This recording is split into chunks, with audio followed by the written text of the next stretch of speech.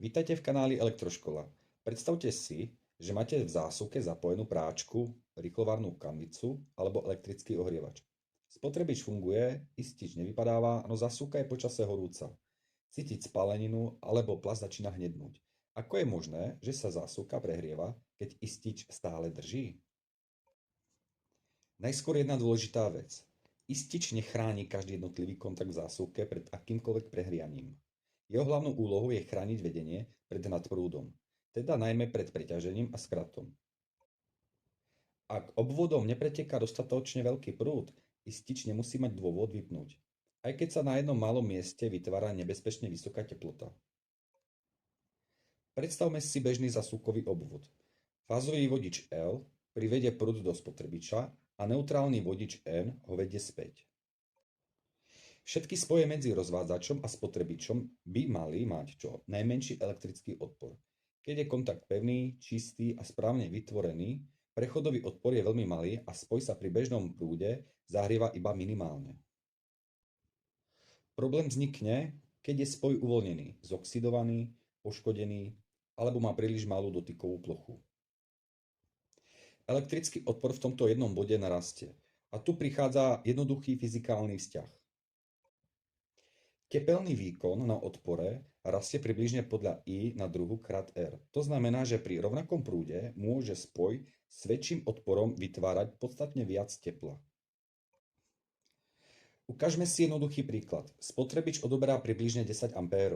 Ak má kvalitný spoj odpor iba 0,0 ohmu, vzniká na ňom približne 1 W tepla. Ak sa však poruchou odpor kontaktu zvýši na 0,5 ohmu, pri rovnakých 10 A by na tomto malom mieste vzniklo približne 50 W tepla. Istič pritom stále vidí približne 10 A. Z jeho pohľadu teda nemusí ísť o preťaženie, no samotný kontakt sa môže prudko zahrievať. Je tu ešte jeden paradox. Zlý kontakt môže celkový prúd dokonca trochu znížiť, pretože do obvodu pridáva ďalší odpor. To znamená, že istič môže vidieť rovnaký alebo o niečo menší prúd než pred poruchou. Zatiaľ čo práve na poškodenom mieste vzniká sústredené teplo. Preto nemožno stav zásuvky posudzovať len podľa toho, či istič drží alebo nie. Zahrievanie navyše mení samotný spoj. Kov sa teplne rozťahuje a smršťuje. Pružné kontakty môžu strácať prítlak a plastové časti sa môžu deformovať. Ak sa dotyková plocha ešte zmenší, prechodový odpor ďalej narastie. V určitom momente sa preto pôvodne mierna chyba môže začať zhoršovať oveľa rýchlejšie. Presne preto môže byť zásuvka, svorka alebo zástrčka nebezpečne horúca a istič stále nevypadne. Istič nemeria teplotu každého spoja v dome. Sleduje prúd pretekajúci cez svoj vlastný mechanizmus. Ak je prúd v normálnom rozsahu, lokálne prehrievanie vzdialeného kontaktu nemusí rozpoznať. Pri uvoľnenom kontakte môže navyše vzniknúť ďalší problém. Keď sa kovové plochy od seba mikroskopicky oddeľujú, prúd môže preskakovať cez veľmi malú medzeru a vzniká elektrický oblúk. Ten dokáže vytvoriť veľmi vysokú lokálnu teplotu. Kontakt sa môže ďalej poškodzovať, oxidovať a jeho odpor sa môže ešte zväčšovať. Vzniká tak nepríjemný kruh. Horší kontakt vytvorí viac tepla, teplo poškodí kontakt a poškodený kontakt vytvorí ešte viac tepla. Nie každý elektrický oblúk však znamená klasický skrat. Pri skrate vznikne veľmi nízkoimpedančné spojenie a prúd môže prudko narásť.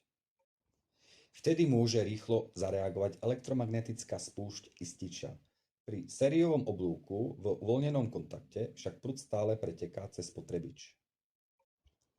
Jeho hodnota preto môže zostať pod hranicou, pri ktorej by bežný istič vyhodnotil situáciu ako skrat alebo výrazné preťaženie. Dôležité je aj to, že poškodenie nemusí vzniknúť naraz. Kontakt môže byť mierne uvoľnený celé týždne alebo mesiace. Pri malom spotrebiči sa skoro nič neprejaví. Potom pripojíte kanvicu, ohrievač, práčku, počas ohrevu vody alebo iný výkonnejší spotrebič a cez rovnaký zlý spoj začne tiecť viac prúdu, pretože zahrievanie rastie s druhou mocninou prúdu. Rozdiel môže byť veľmi výrazný. Rovnaký problém nemusí byť iba vo vnútri zásuvky. Môže vzniknúť na skrutkovej alebo bezskrutkovej svorke, zástrčke, predĺžovacom kábli, na poškodenom kontakte, vidlici alebo na inom elektrickom spoji. Príčinou môže byť nesprávne pripojený vodič, mechanicky poškodená zásuvka, opotrebované kontakty, oxidácia, nadmerné zahrievanie z minulosti alebo nevhodná montáž. Pozor aj na zásuvku, v ktorej zástrčka nedrží pevne. Kontakty zásuvky musia na kolíku zástrčky vytvárať dostatočný tlak. Ak je spoj voľný, skutočná dotyková plocha sa zmenší a prechodový odpor môže narásť. Typickým varovaním môže byť zásuvka alebo zástrčka, ktorá je nezvyčajne horúca, praská, bzučí, zapácha po spálenine alebo má hnedé či čierne sfarbenie. Častou chybou je aj dlhodobé napájanie výkonných spotrebičov cez nevhodnú alebo poškodenú predĺžovačku. Ak je kábel navinutý, kontakty opotrebované alebo jej spoj v zásuvke voľný, teplo sa môže hromadiť na viacerých miestach. Predĺžovací kabel ani rozbočovač nie je automaticky vhodný pre každú záťaž iba preto, že má správny tvar zásuvky. Dôležité je rozlišovať dve situácie. Pri skutočnom preťažení celého obvodu tečie príliš veľký prúd vedením a tepelná spúšť ističa má za úlohu obvod v príslušnom čase odpojiť. Pri lokálnom zlom kontakte však môže byť prúd z celého obvodu normálny. Problém je sústredený na veľmi malej ploche a práve preto môže teplota tohto miesta prudko narásť skôr, než by istič mal dôvod zareagovať. Ak niečo také spozorujete, nepokračujte v skúšaní ďalším zapínaním spotrebiča. Nechajte obvod bezpečne skontrolovať.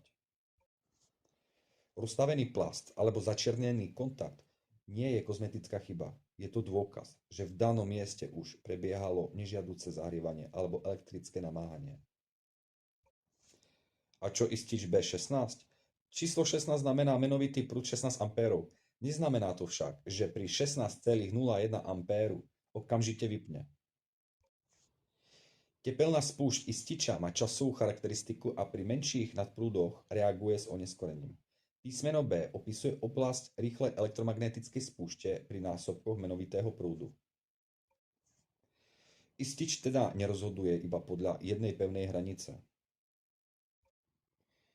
To však neznamená, že riešením je dať slabší alebo silnejší istič podľa pocitu.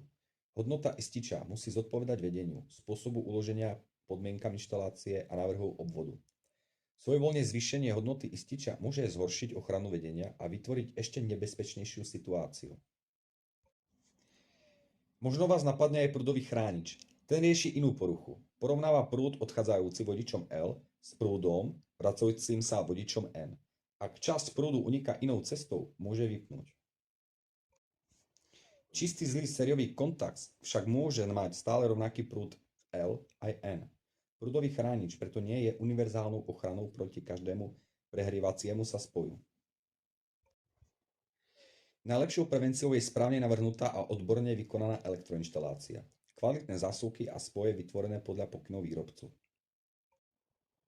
Pri servise sa kontrolujú známky prehrievania, poškodenie izolácie, stav kontaktov a podľa potreby aj teplota alebo elektrické parametre spoja. Elektrické spoje sa nemajú náhodne doťahovať pod napätím ani opravovať bez správneho postupu. Elektrikár pri podozrení na takýto problém nehľadá iba číslo na ističi. Kontroluje celý prúdový reťazec, stvorky v rozvádzači, vodiče, spojovacie miesta, zásuvku, zastrčku, aj pripojený spotrebič. Známky problému môže byť uvoľnenie, zmena farby kovu, stvrdnutá alebo rozstavená izolácia, zápach, stopy po oblúku alebo nezvyčajný rozdiel teplôt medzi podobne zaťaženými spojmi. Ak máte doma zásuvku, ktorá sa pri bežnej prevádzke výrazne zahrieva, cítiť z nej spáleninu, počujete praskanie alebo vidíte zmenu farby plastu, berte to ako varovanie. Spotrebič odpojte iba vtedy, ak to možno urobiť bezpečne a poškodený obvod ďalej nezaťažujte. Ak ste si istí, vypnite príslušný obvod a zavolajte elektrikára. Ak si máte z videa zapamätať jednu vetu, tak túto. Istič môže správne chrániť vedenie pred nadprúdom a napriek tomu nemusí rozpoznať malý lokálne prehrievajúci sa kontakt. Preto horúca, zapachajúca alebo začernená zásuvka nikdy nie je normálny stav len preto, že istič nevypadol. Ak vám video pomohlo, dajte mu palec hore a napíšte do komentára, či ste už niekde videli rozstavenú zásuvku alebo zástrčku. Prihláste sa na odber kanála Elektroškola, aby vám neušiel ďalší diel. Ďakujem.